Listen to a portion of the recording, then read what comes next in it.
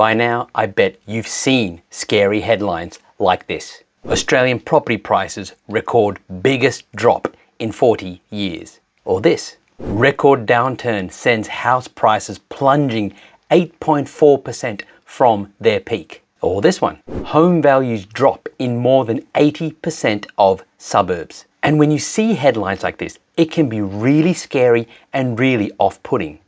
But are these headlines really reflective of what's going on in the broader Australian market? Well, that's exactly what I'll be covering in this video. Hi, it's Nero here, and today I want to look at, first of all, what's going on in our various capital cities across the country. Then I want to share with you actual markets that have defied this so-called property decline and what I expect to happen in 2023. And if you stay until the end, I'll share with you some surprising economic data to back up my predictions. But first of all, let's begin by looking at what's been happening around the country. So here we have the CoreLogic RP Data Daily Home Value Index, the monthly values as at the end of January. And if we go through our various capital cities, in Sydney, if we look at the percentage change year on year for all dwellings, prices dropped 13.8% from January 31, 2022 to January 31, 2023. And in the last month, prices dropped 1.2%. Melbourne, annual price drop was 9.3%, with a 1.1% price drop last month. Brisbane, including the Gold Coast, price drop of 4.1% for the year. Adelaide, defying the market with prices rising 6.9% for the year. And Perth, prices rising 2.7% for the year. Then if we look at the 5 capital city aggregate, which is what a lot of the headlines have been talking about, you can see the prices have dropped 8.8% for the year to January 31, 2023. So when you see data like this, it can seem pretty off-putting. It can seem that prices are dropping everywhere.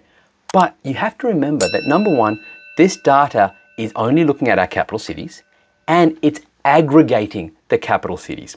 So what I mean by that is, let's take Sydney as an example. If we look at the eastern suburbs of Sydney, yes, prices have dropped there quite an amount. But if you look at some of the northern suburbs in Sydney, say the Hills District, for example, prices there have held strong and even increased in certain suburbs.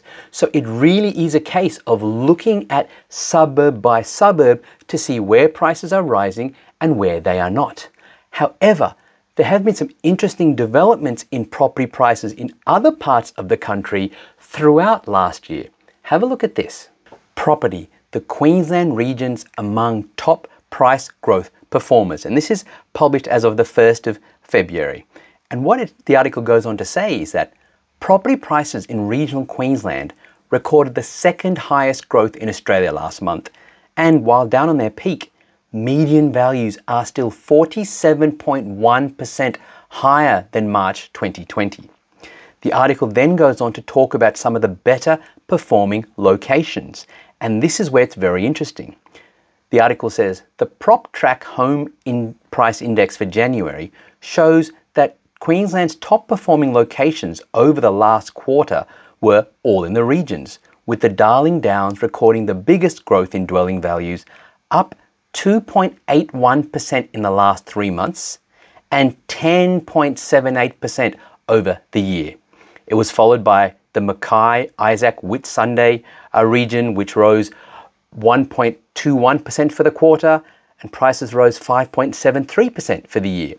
Toowoomba, where in the last quarter prices rose 0.22%, but for the last 12 months they rose 8.58%. Gold Coast, prices rose 0.15% for the quarter and 1.72% for the year. Townsville, prices rose 0.1% for the quarter, but 4.1% for the last 12 months. And then you've got Central Queensland, where they sort of stayed the same, only grew 0.01% for the quarter, but 3.53% for the last year. And look, this is data that you can't argue with, right? And yes, I have been buying for some of our clients in these areas, and our clients have done exceptionally well. So what this is showing you is that we don't just have one property market. While some of our more expensive markets have struggled, and there is no doubt if you look at Melbourne and Sydney, the downturn is being led by the more expensive suburbs, the more affordable areas, even in our capital cities and definitely in regional areas, are performing extremely strongly. But the question though is, well, this is all great. It's what's happened over the last 12 months. What is going to happen for the next 12 months? Is the property crash going to get worse? Or are we getting pretty close to the bottom of the market, even in our worst performing markets, mainly Sydney and Melbourne? Well, check this out. Property price slump slows from record speed. The record-breaking rate of house price declines has finally eased, with values slipping by just 0.7% across the combined capital cities in the December quarter as buyers adjust to higher interest rates. The rate at which prices fell in the final quarter last year is 6 times less than the 4% drop recorded in the preceding 3 months, which was the largest ever quarterly fall, according to Domain data. Now, of course, no one can tell you exactly when the bottom of the market is going to be reached. However, as I've spoken about in the past, when you see the rate of price declines starting to slow, when you start to see headlines about certain markets starting to turn around, then you know that you're very, very close to the bottom. And sometimes that's the best time to buy because it allows you to get a great deal on a property in a location with great capital growth potential. And I firmly believe that the best buying window in recent times in many markets is going to be the first half of 2023. Okay, the biggest fear people have is though about interest rates and what's going to happen to interest rates. But I really believe that we're getting close to the peak of interest rate hikes as well. Here's why. In a recent media release from the Australian Bureau of Statistics, the ABS reports that retail sales are down 3.9%. In fact, if we look further into the article, we see it say Ben Dauber, ABS head of retail statistics, said, "This is the first monthly fall in retail turnover for 2022, following 11 consecutive monthly rises." So in other words, they're talking about what happened in December. And if we go and look at the actual chart, what we can see here is that in December 2022, we're looking at a level of $34.5 million, or just a little bit less, which, mind you, is less than what retail spending was back in July of last year. And why is that important?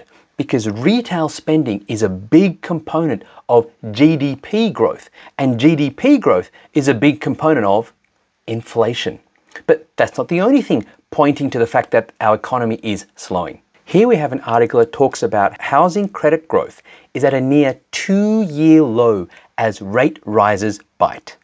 Reserve Bank data released Tuesday revealed housing credit growth for December rose 0.3%, the softest result since February 2021. The article then goes on to say, according to Westpac economist Ryan Wells, these are some of the softest figures since the global financial crisis. So with retail growth slowing, with housing credit slowing, it certainly looks like our economy is slowing, which, mind you, is what the Reserve Bank of Australia wanted, right? They needed to cool inflation, and what they did in 2022 is definitely working. The data is showing that. So therefore, I really believe we are getting very close to the end of this interest rate hiking cycle, because the RBA does not want to push us into a recession.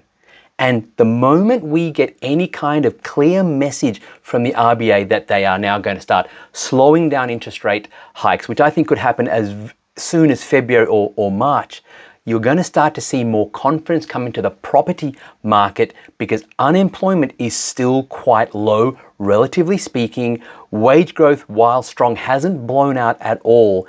And so if interest rates are now not going to be increased as much, you're going to start to see more people start to jump into the property market with the massive undersupply we have in so many areas around the country, coupled with now record levels of migration, which is going to stimulate demand. I believe it's going to be good news for property prices in 2023. And that's why, if you're someone who can afford to, I think it could pay really good dividends for you to start looking at getting into the property market as soon as you possibly can. Hi, it's Nero here again, and thanks so much for watching. If you like what you saw and you're looking for a proven recipe, a blueprint on how to build a property portfolio that gives you passive income, then click the link below this video and get a copy of my book, Wake Up Wealthier, How to Build a Property Portfolio that pays you an income each and every month. Okay, when you click the link and you download your book, you can get both the digital version and the audio version in case you don't like reading.